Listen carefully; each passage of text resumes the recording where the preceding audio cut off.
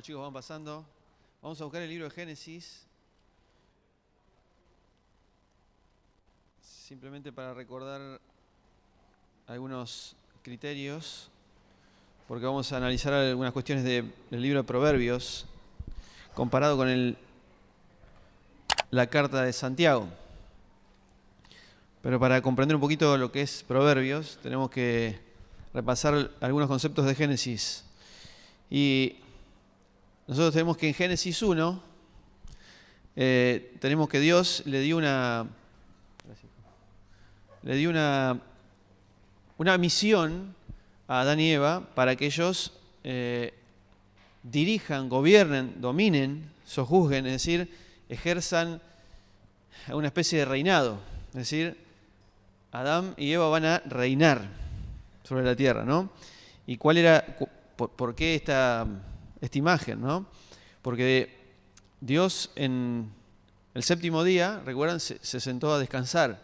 Y habíamos analizado ya hace mucho tiempo que el hecho de que Dios se siente a descansar no es simplemente porque estaba cansado de haber hecho algo, sino porque Él estaba tomando el control, es decir, sentándose en el trono. Si Dios está sentando en el trono, quiere decir que Él va a reinar. Pero Él no reina directamente, sino que tiene un intermediario, un representante llamado el humano, que va de alguna manera ese humano a gobernar en nombre de Dios, manifestando el carácter de Dios, es decir, representando a Dios. Entonces, como Adán tenía la misión de gobernar este mundo para llevar la gloria de Dios hasta lo último de la tierra, porque esa es la idea, fructifiquen, multiplíquense, llenen la tierra, no es simplemente una cuestión de llenar por llenar, sino que es repetir, transmitir la imagen de Dios hasta lo último de la tierra, es decir, lo que hay en el Edén, que el Edén pueda crecer, multiplicarse, avanzar para cubrir la tierra con la bendición de su presencia. Y Dios puso y ahora sí vamos a analizar puntualmente una figura, imagen de Dios queriendo de alguna manera compartir su sabiduría con el hombre. Es decir, si vos vas a gobernar en mi nombre, me vas a representar a mí, yo voy a compartir con vos algo que necesitas, que es la sabiduría para poder gobernar, ¿no? Entonces está representado eso de tener la sabiduría de Dios al alcance del ser humano a través del árbol de la vida. Dios había puesto dos árboles en el centro del jardín del Edén, que uno era el árbol de la vida y el otro era el árbol de la, ¿recuerdan? Ciencia del bien y el mal, ¿no? Que en realidad podríamos decir que es el árbol de la vida y el árbol de la muerte, porque ¿qué producía si alguien tomaba de ese fruto? La muerte, ¿no? Ciertamente moriréis, dice. Pero hay algo particular en estos dos árboles, y ¿qué es lo que va a hacer Eva y Adán cuando van a tomar del árbol? ¿Saben por qué Eva ve agradable el fruto del árbol de la ciencia del bien y el mal? ¿Qué es lo que está viendo Eva ahí?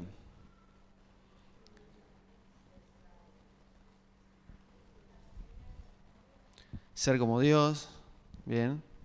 ¿Qué más? Su autonomía. ¿Por qué es atractivo ese fruto? Alcanzar sabiduría. Muy bien. Vamos, miren, Génesis 3, verso 6. Y dice, así vio la mujer que el árbol era bueno para comer. Hasta ahí no hay ningún problema. Es un fruto, es un árbol que se puede comer. Pero tenía un simbolismo detrás, y que era agradable a los ojos, y que era árbol deseado para alcanzar sabiduría, conocimiento. Y tomó de su fruto y comió, y dio también a su marido, que estaba ahí con ella, ¿no? Ahora, bueno, después conocemos toda la historia, ¿no? Fueron abiertos sus ojos y demás, pero ¿qué es lo que representan estos dos árboles? Y como hemos estudiado durante mucho tiempo, el árbol de la vida representa la sabiduría de Dios, es decir, Dios compartiendo su sabiduría a través de este símbolo del árbol de la vida, diciendo, tenés acceso al árbol de la vida, podés comer del árbol, es decir, podés tener acceso a la sabiduría divina para poder representarme. Pero hay otro árbol del cual anhelo y deseo que no comas, porque cuando comas va a producir algo que es lo contrario al árbol de la vida, es decir, la muerte. Y ese árbol representa, lo vamos a ver en Proverbios, por eso hago esta introducción, este árbol de la ciencia del bien y el mal, o el árbol de la muerte, representa la sabiduría humana. Una sabiduría que cree, insisto, por eso la mujer dice que vio que era agradable para alcanzar sabiduría, pero no es la sabiduría divina, sino la sabiduría humana, que lo único que produce la sabiduría humana es lo que nosotros vemos como consecuencia, que es lo que ocurre después de que ellos rechazan a Dios, rechazan la sabiduría de Dios, hay competencias, enemistad, ¿no? Pondré enemistad entre tu simiente y la simiente de la serpiente, y hay toda una trama bíblica que me va a contar a través de Caín y Abel, los hijos de Noé, Jacob y Esaú, como estamos estudiando ahora, ¿no? Isaac e Ismael, los hijos de Jacob, todos hay una enemistad continua, hay una pelea. Recuerdan también las mujeres Raquel y Lea cómo competían por tener hijos, la misma competencia que nosotros después vamos a ver en Ana y Penina, ¿recuerdan? La esposa del Cana. Dice Ana que Penina era su rival, porque claro, ella tenía muchos hijos y ella no. Entonces, continuamente hay peleas, competencias, separaciones, no nos podemos vincular correctamente y eso es producto, dice la Biblia, de haber tomado del árbol de la sabiduría humana, que es atractivo, sí, al principio es atractivo, pero lo único que produce es muerte, enemistad, separación. Entonces, teniendo en cuenta esto, vamos a ir ahora a Proverbios, capítulo 1, vamos a leer algunos pasajes, algunos van a estar en la pantalla, pero quiero leer algunas cosas de Proverbios, que es, de alguna manera, Proverbios es como si fuera la manifestación, la personificación de la sabiduría. Nosotros tenemos entonces Proverbios, capítulo 1, vamos a leer algunos versículos, y acá nos va a decir qué es la sabiduría de Dios, ¿no? Que está vinculado al árbol de la vida. Dice Proverbios 1, verso 1. Proverbios de Salomón, hijo de David, rey de Israel, miren, para adquirir sabiduría e instrucción. Recuerden que Salomón, cuando es elegido por Dios para gobernar, ¿qué es lo que le pide Salomón a Dios para gobernar? Recuerdan, ¿no? Sabiduría. Porque eso es lo que se necesita, la sabiduría de Dios, para poder dirigir, ¿no? Lo mismo que necesitaba Adán para dominar y sojuzgar. Entonces dice verso 2, para adquirir sabiduría e instrucción, para comprender las palabras de la inteligencia, para recibir el consejo de prudencia, justicia, derecho y equidad, miren, para dar sagacidad al incauto y a los jóvenes ciencia y discreción. Óigalo también el sabio y aumentará el saber. O sea, el sabio aún más puede tener. Y el entendido obtendrá consejos sabios, para hacer entender el proverbio y la parábola, las palabras de los sabios y sus enigmas. El principio de la sabiduría es el temor de Dios. Es decir, es la reverencia, es confiar en la sabiduría de Dios. Es el principio de la sabiduría, es el temor al Señor, ¿no? Pero los insensatos desprecian la sabiduría y la instrucción, ¿no? Esto es lo que hicimos nosotros los seres humanos. Los insensatos despreciamos la sabiduría de Dios. Entonces nosotros tenemos acá que hay un punto fundamental que Salomón está diciendo, que el principio de esta sabiduría divina es tener temor. ¿Por qué piensan que Salomón está diciendo que el principio, o sea, lo fundamental de la sabiduría es el temor a Dios? ¿Por qué piensan que dice esto? ¿Por qué Salomón está diciendo que el principio de comprender la sabiduría de Dios es tener temor de Él? ¿Por qué es lo que nos lleva a la obediencia?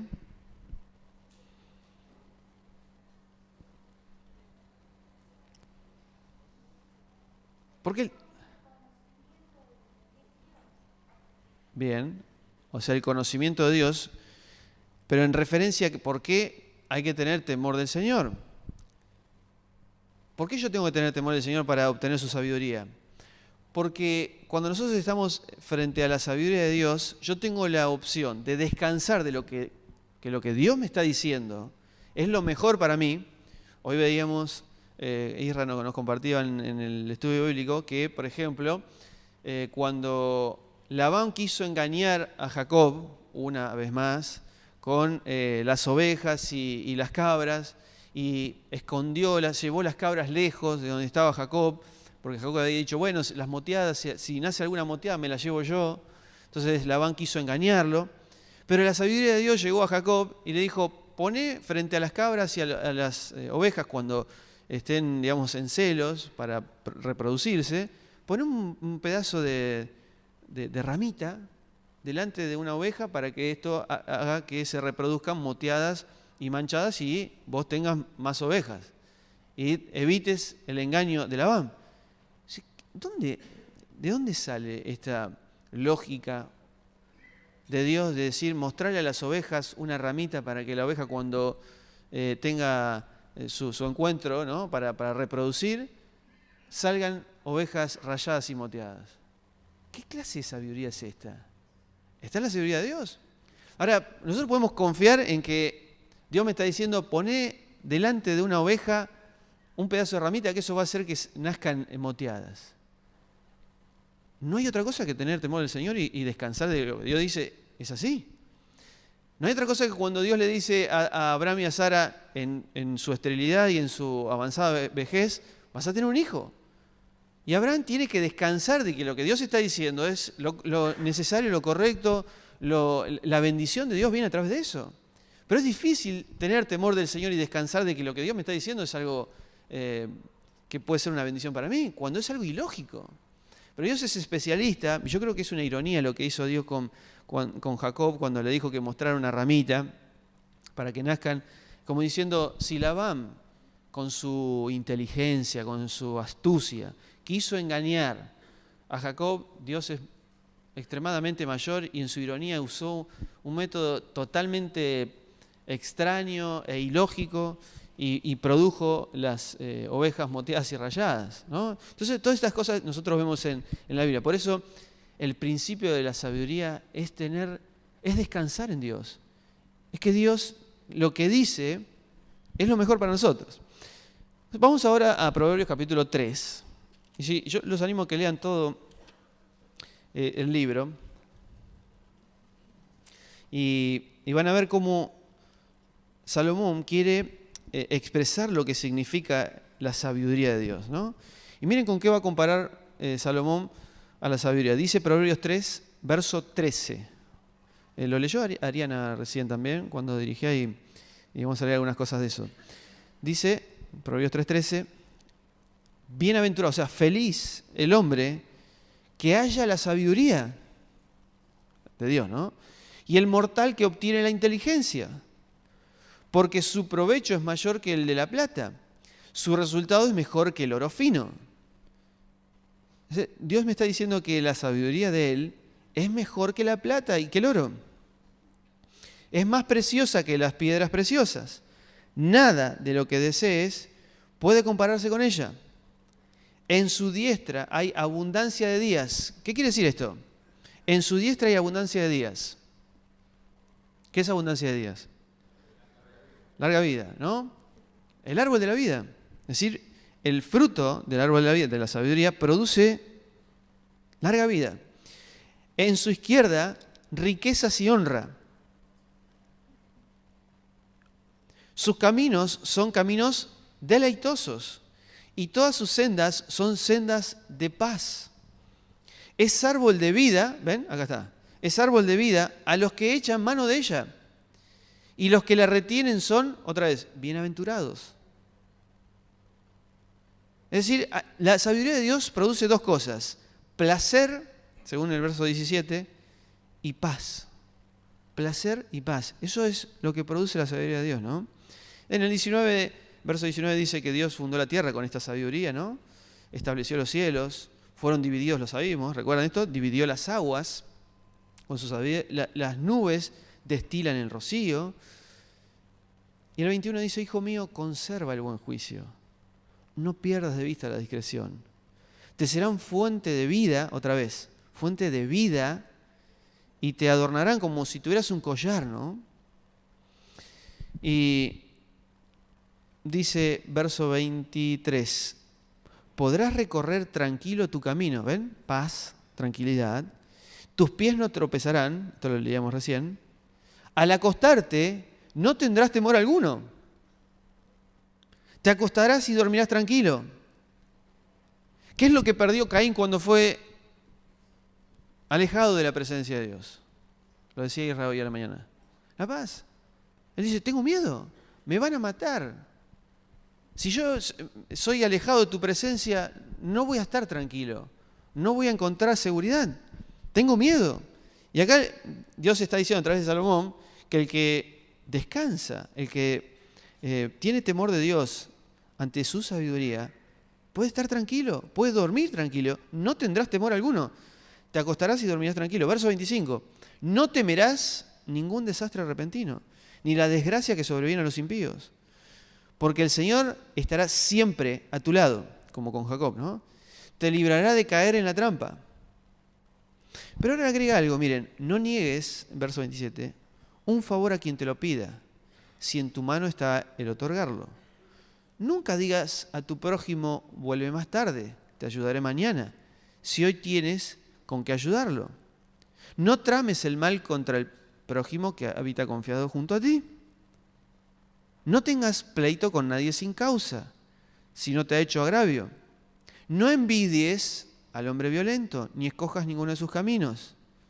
Y el 34 termina diciendo, ciertamente a los escarnecedores escarnece y da gracia a los humildes. ¿Les hace recordar algo del libro de Proverbios, esto que acabamos de leer? Perdón, al libro de Santiago, perdón. Al libro de Santiago.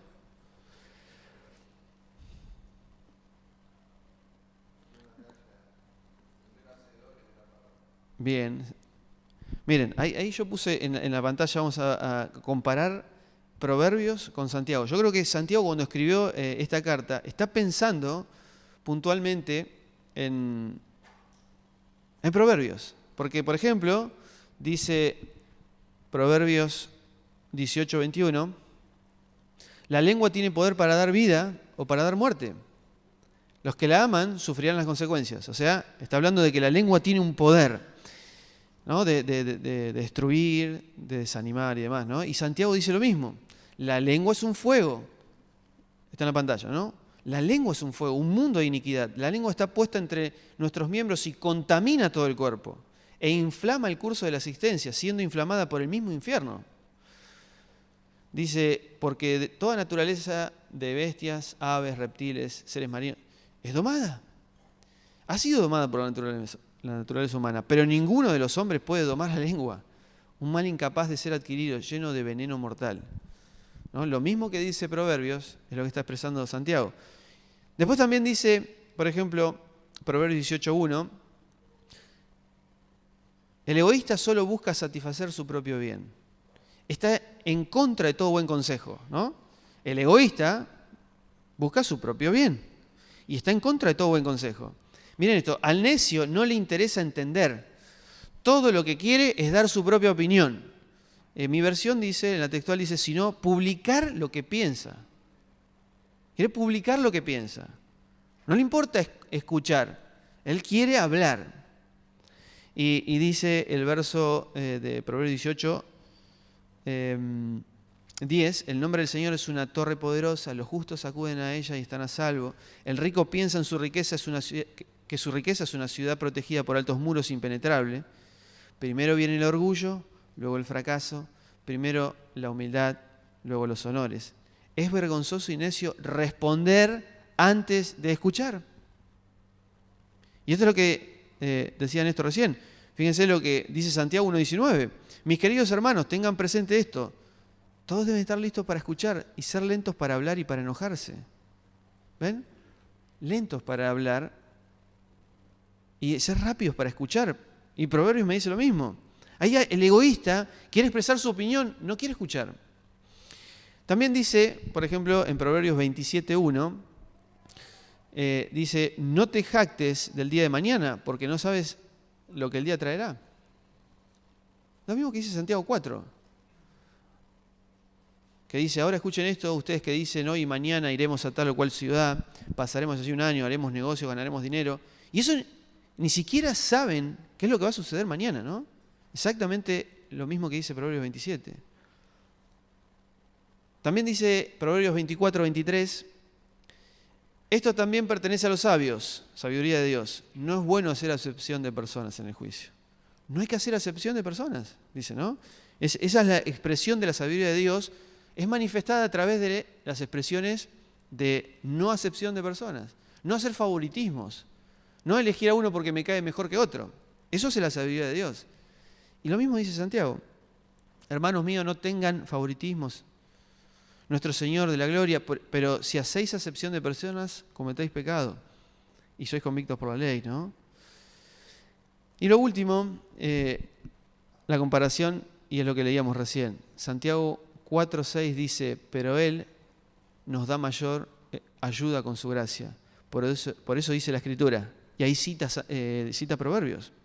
Dios se opone a los orgullosos, pero da gracia a los humildes. Que es lo mismo que dice Proverbios 3:34, ¿no?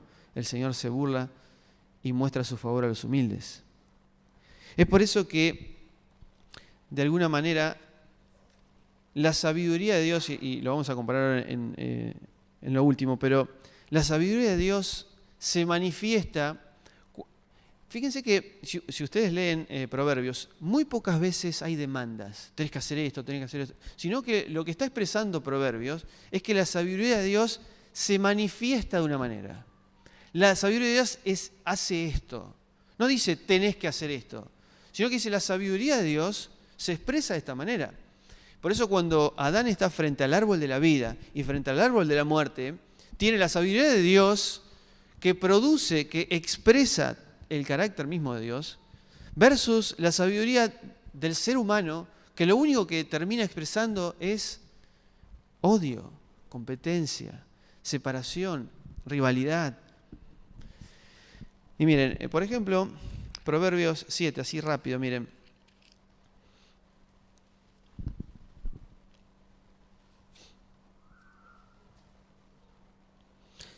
Sí, José Luis.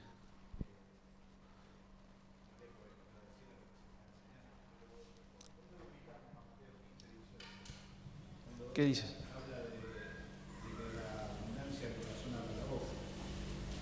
sea, primeramente, antes de que la lengua gane maldades, hay una maldad previa en el corazón. Claro. Bueno, José Luis recuerda Mateo 15, 18, que dice que de la abundancia del corazón habla la boca. Entonces, ¿cuál es la boca o es el corazón? ¿No? Porque recién leíamos, la lengua es la que produce. Pero recuerden que los escritores bíblicos tienen esta manera de graficar, de escribir, expresar, a través de simbolismos. Y obviamente el problema no es la lengua, está claro. Si bien de una manera gráfica y simbólica, Santiago y Proverbios toman la lengua como el productor de la maldad, pero en realidad el productor de la maldad no es la lengua, es el corazón. La lengua expresa lo que hay en el corazón, ¿no? Pero vale la aclaración de lo que dice José Luis, porque no, el problema no es, si no, tenemos que cortar la lengua, ¿no? Y ahí se terminaría todo. Pero no, cuando Dios habla en Ezequiel 36 o 34, dice que Dios va a poner un corazón nuevo, no una lengua nueva, para que nosotros podamos expresar el carácter de Dios. Va a poner un corazón nuevo. Nos va a sacar este corazón de piedra y va a poner un corazón de carne. Pero vale la aclaración. Entonces, por ejemplo, en Proverbios, miren, para poder entender un poquito la idea de Proverbios, dice Proverbios 7, por ejemplo, y miren, y vamos a interpretarlo juntos. Dice, verso 7, Proverbios 7, verso 7, vi entre los simples, advertí entre los mancebos, a un joven falto de entendimiento, pasando por la calle junto a su esquina, y caminando en discreción a casa de ella. Al crepúsculo, cuando ya oscurecía, en lo profundo de la noche y de las tinieblas, la mujer sale a su encuentro. Taimada de corazón, ataviada de ramera, bullanguera y desenfrenada, con pies que no saben estarse en casa, unas veces en la calle, otras veces en las plazas, acecha en todas las esquinas. ¿Quién acecha en todas las esquinas? la mujer esta, ¿no? La ramera, la prostituta. Bien. Se traba de él y lo besa, y con rostro impúdico le dice: prometí sacrificios de paz, y hoy he cumplido mis votos, por lo cual salí a tu encuentro, ansiosa de verte, y te he hallado. He tendido mi cama con hermosos cobertores recamados de cordoncillo de Egipto. He perfumado mi lecho con mirra, aloes y canela. Ven, deleitémonos con caricias hasta el alba, embriaguémonos de amores, porque mi marido no está en casa. He emprendido un largo viaje. Y sigue diciendo, ¿pero de qué está hablando? ¿Cómo? La necedad. Nosotros podríamos leer este pasaje y decir que tenemos que tener cuidado de algunas mujeres. ¿Está bien? Porque dice, la mujer está ahí como mirando, dice el versículo 6, no lo leímos, pero dice, cuando desde la ventana de mi casa mira entre las celosías y ve a un joven con poca experiencia que sale por la calle. Y esta mujer sale y trata de embaucar, por decirlo de alguna manera, a este joven inexperto. ¿Qué está queriendo decir Salomón con esto? ¿Que tenemos que tener cuidado de ciertas mujeres? Absolutamente no. ¿Qué es lo que está diciendo entonces? ¿Quién es esta mujer ramera? Otra vez, los escritores bíblicos usan representaciones para mostrar una verdad detrás de eso. Bien, representa en realidad, sí, podríamos decir la carnalidad humana, pero es la necedad. Nosotros tenemos que, está la sabiduría de Dios representada en una mujer, pero también tenemos la sabiduría humana representada a través de la mujer. ¿Qué mujer? Como lo acabamos de leer recién. Fíjense, y esta mujer, miren lo que hace, ¿no? Prometí sacrificios de paz, salí ansiosa de verte, te he hallado, he tendido mi cama con hermosos cobertores, recamados con cordoncillo de Egipto, he perfumado mi lecho. ¿Qué está diciendo? ¿Cómo es esta sabiduría humana? Seductora. Es atractiva. ¿Recuerdan? Eva ve el fruto del árbol y es seductor, es atractivo. ¿Para adquirir qué? Sabiduría, pero no la sabiduría de Dios. Esta es sabiduría humana. Entonces Salomón está como describiendo dos mujeres. Una, que es la sabiduría de Dios, y otra, miren, ¿recuerdan Proverbios 31? Que dice, miren, vamos rápido. Miren. Proverbios 31:10 dice, mujer virtuosa, ¿quién la hallará? Porque su estima sobrepasa largamente a la de las piedras preciosas. El corazón de su marido está confiado en ella y no carecerá de ganancias. Ella le acarreará el bien y no el mal todos los días de su vida.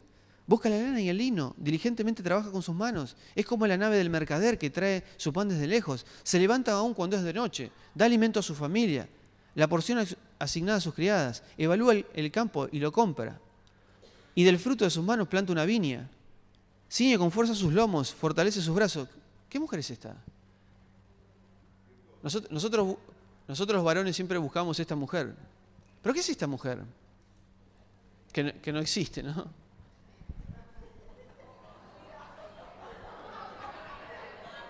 Pero como no existe el varón es peor, ¿está bien? ¿Pero qué está diciendo acá Salomón? ¿Qué está diciendo Salomón? ¿Quién es esta mujer? La sabiduría de Dios. ¿Entienden cómo funcionan las escrituras bíblicas? Está comparando dos mujeres, una que es seductora, atractiva, que hace todo para atraernos, pero que nos lleva a cualquier lado, versus una mujer que trae ganancias. Ella acarreará el bien y no el mal, la sabiduría divina, ¿no? Todos los días de su vida. Busca la lana y el lino, diligentemente trabaja con sus manos, ¿no? Trae su pan desde lejos, da alimento a su familia. ¿Ven la diferencia? Entonces, Salomón está usando otra vez, un simbolismo de dos mujeres que están expresando dos cosas totalmente distintas. De la misma manera que en el jardín del Edén hay dos árboles que están expresando dos cosas totalmente distintas. Una sabiduría que está al alcance de Adán, pero que Adán decide rechazar Porque no es tan seductora como el árbol de la vida, que sí es un fruto atractivo para alcanzar sabiduría. Entonces, la vida del ser humano está continuamente entre estos dos árboles, y esto lo venimos viendo ya hasta el hartazgo, diría, ¿no? De comparar que el hombre continuamente está frente a descansar, tener temor de Dios en la sabiduría divina o usar su propia sabiduría. Pero lo que produce su propia sabiduría son malos vínculos, peleas, contiendas, enemistades, griterías, maledicencia, ¿no? Gálatas. Y para terminar quiero leerles Santiago, capítulo 1 y capítulo 3. Miren, vamos a Santiago 1 y ahí sí vamos a ver la soberbia versus la humildad. Es decir, lo que produce el árbol de vida es humildad, lo que produce el árbol de la sabiduría humana es soberbia, es orgullo. Miren, Santiago 1.5 dice, si alguno de vosotros carece de sabiduría, pídala al que da a Dios, que da a todos generosamente y sin reproche, y le será dada. ¿Está bien? Entonces, Santiago comienza el libro, o la carta, diciendo, si alguno no tiene sabiduría, entonces, ¿qué es lo que está diciendo que tiene que tener alguien? Si tiene sabiduría, ¿qué es lo que tiene? Humildad, ¿no? Y no tiene necedad. Muy bien. Ahora, miren Santiago 3, verso 3. Y acá lo va a explicar muy bien qué es la sabiduría de Dios. Miren. Verso 13. ¿Quién es sabio y entendido, no? ¿Quién es sabio y entendido entre vosotros? Muestre por la buena conducta sus obras, miren, en la mansedumbre de la sabiduría. Pero si tenéis celos amargos, en otro contrario, ¿no? Esta es la sabiduría humana. Si tienen celos amargos y rivalidad en vuestros corazones, no se jacten ni mientan contra la verdad. No, esta no es la sabiduría que desciende de lo alto. Esta no es la de Dios. Sino que esta es la sabiduría terrenal, natural y diabólica. Esto lo leíamos también en la escuela dominical, ¿no? Porque donde hay celos y contienda, allí hay desorden. Y toda obra ruin. Hay desorden, ¿no? Esto también tiene que ver con Génesis 1. Hay desorden. Pero la sabiduría de Dios, de lo alto, ¿cómo es? Primeramente pura, pacífica, comprensiva, dispuesta a razonar, llena de misericordia y de buenos frutos, imparcial y sincera. Y el fruto de justicia es sembrado en paz para los que hacen la paz. ¿Recuerdan lo que ha dicho Salomón en Proverbios? La sabiduría de Dios produce placer y paz. Y es lo mismo que dice Santiago, el fruto de la justicia es sembrado en paz para los que hacen la paz. Entonces, ¿cómo grafica la sabiduría divina?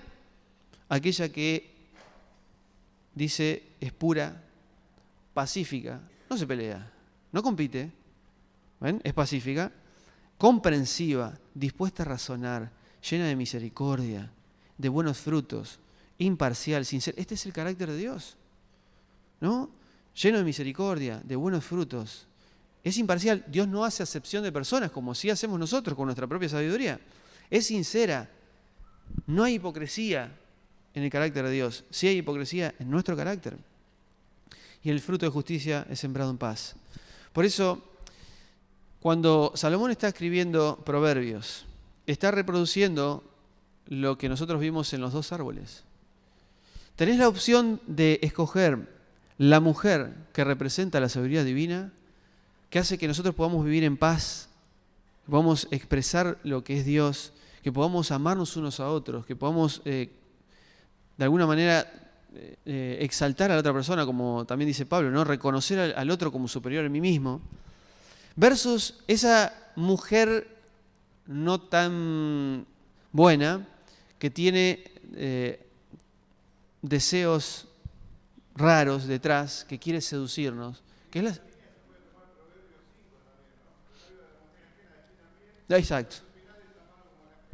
Exactamente. Ahí está. Lean, como dice Carlos, lean todo el libro de Proverbios, que no es mucho, pero analicen cómo Salomón está usando a la mujer que de alguna manera quiere atraer, pero que no termina siendo un buen fruto, versus una mujer que lo único que hace es darnos honra, riqueza, buenos frutos, buenas relaciones. Es increíble cómo el libro de Proverbios se ilumina cuando uno lo empieza a ver con ese enfoque, ¿no? Porque, pero, insisto, Salomón entiende lo que ocurrió en el jardín del Edén. Y Santiago está replicando lo que dijo Salomón en Proverbios. Y está diciendo que esta sabiduría que viene de lo alto es pacífica. Nos permite relacionarnos correctamente. Por eso, creo que... Miren, les voy a hacer una pregunta y vamos a leer el último pasaje. ¿Cómo se expresa la sabiduría de Dios en el pueblo de Israel?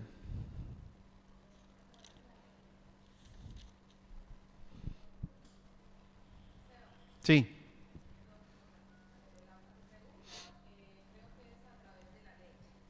Hmm. Y lo otro, algo que quiero apuntar a lo que estás diciendo acerca de los proverbios, es que en esa analogía que hace Salomón entre una mujer sabia y una mujer necia, eso tiene algo en común, que es que la manera a quien llama, tanto la sabiduría, la mujer sabia, como la mujer necia, llama a los simples. Sí, exacto. Entonces somos simples y tenemos a quién estamos llamando. Deberíamos a hacer. quién escuchamos nosotros. Eso también Está bueno porque Santiago replica también esto, oh simples, ¿no? Le habla a los simples. Belén está expresando esto, ¿no? Que la sabiduría divina es para los humildes, para los simples, para los que están dispuestos a tener temor del Señor, ¿no? Como dice Isaías, creo 61, que dice que Dios está presto a todo aquel que tiembla ante su palabra.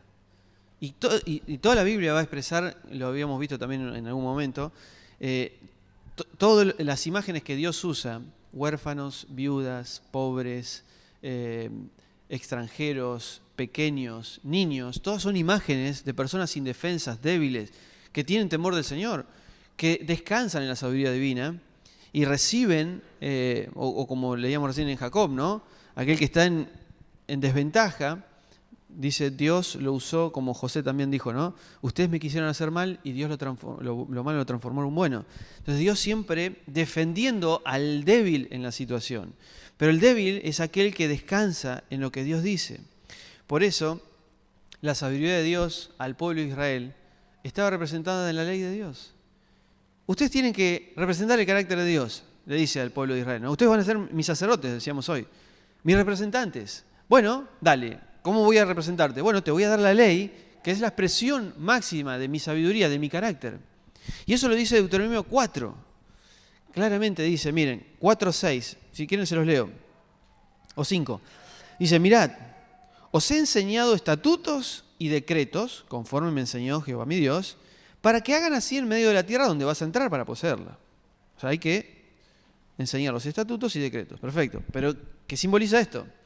Verso 6. Observadlos, practicarlos, pues constituye vuestra sabiduría y vuestro entendimiento a la vista de las naciones.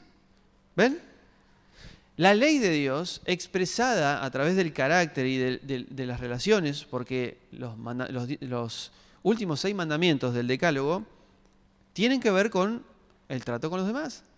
No des falso testimonio contra tu prójimo, no desees la mujer de tu prójimo, no envidies a tu prójimo con la casa y demás, no asesines a tu prójimo, y todo tiene que ver con el prójimo, es no hacerle daño al prójimo. Ahora, cuando ustedes hagan esto, van a mostrar la sabiduría. ¿De quién? De Dios.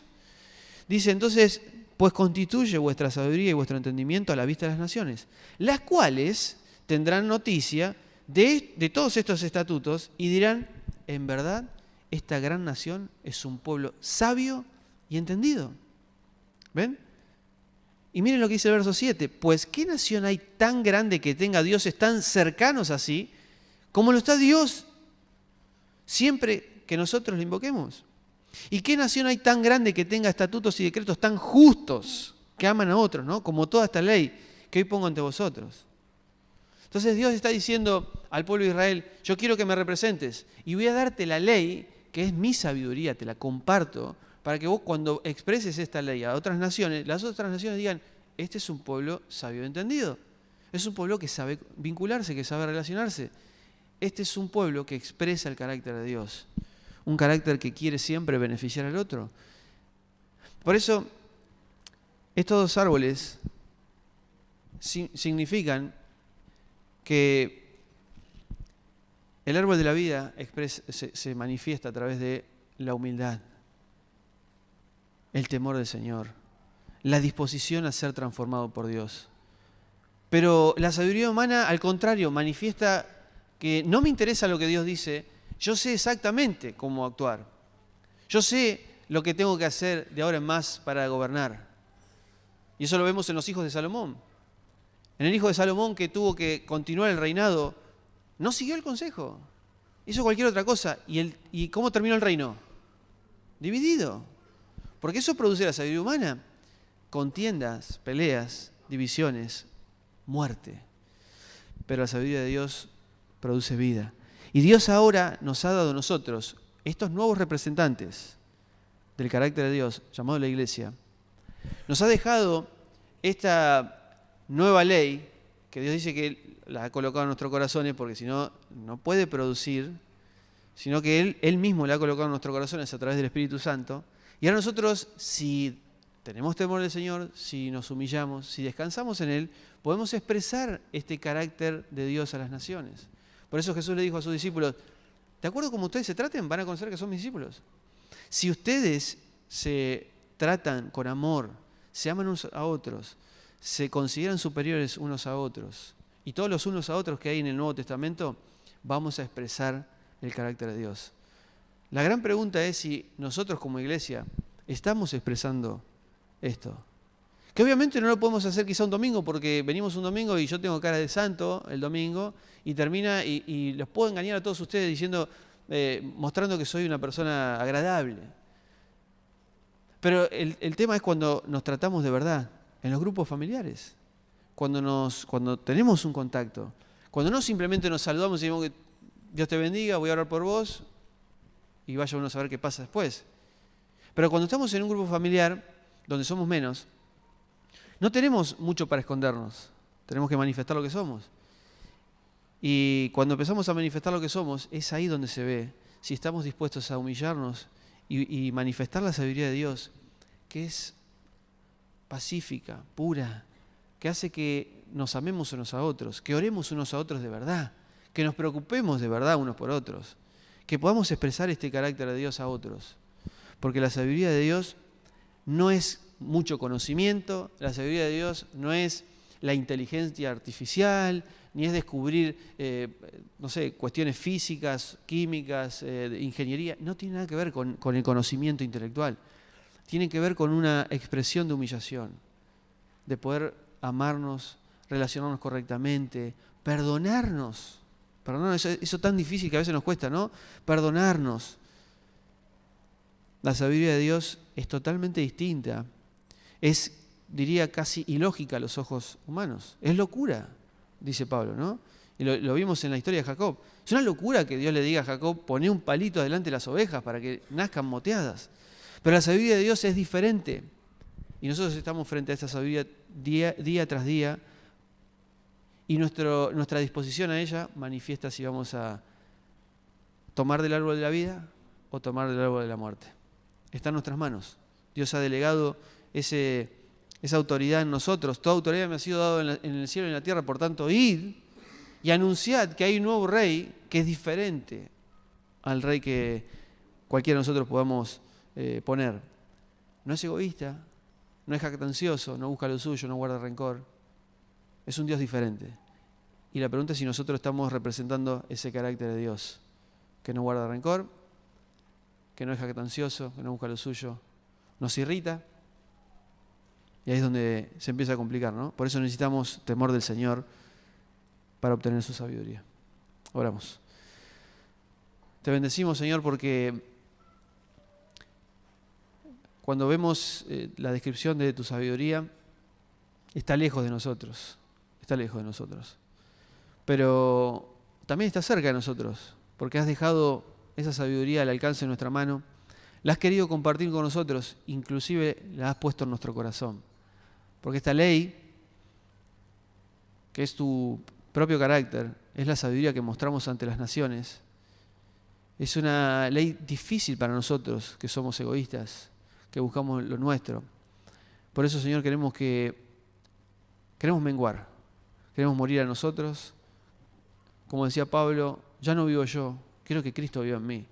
Para que Él pueda expresar este carácter, para que Él pueda amar a otros como vos deseás amarnos, que no estás esperando nada a cambio, que no actuás después de que alguien te hace un favor, sino que actuás, tomás la iniciativa sin mirar el carácter de la otra persona, lo que ha hecho, sus errores.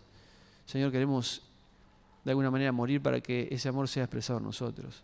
Y para que el mundo, las naciones, vean a este pueblo sabio y entendido y digan qué clase de Dios tienen, que es cercano a ellos, que vive entre ellos, que vive en ellos. Y que puedan decir, yo quiero experimentar lo que ellos tienen. Ese amor que estamos buscando está pura y exclusivamente en tu presencia. Así como sufrió Caín, sintió temor, no puedo dormir, tengo miedo, me van a matar. Cuando llegó a tu presencia, cuando volvemos a tu presencia, sentimos eso que cantábamos también hoy, ¿no? Puedo dormir en paz, puedo acostarme tranquilo, no tengo temor del peligro repentino. Tú estás atrás de todo, Señor. Ayúdanos a que cada circunstancia de la vida nos empuje, nos invite, nos anime a descansar y a tener temor reverente tuyo, porque ahí está tu sabiduría. Te bendecimos en esta mañana en el nombre de Jesús. Amén. Dios les bendiga.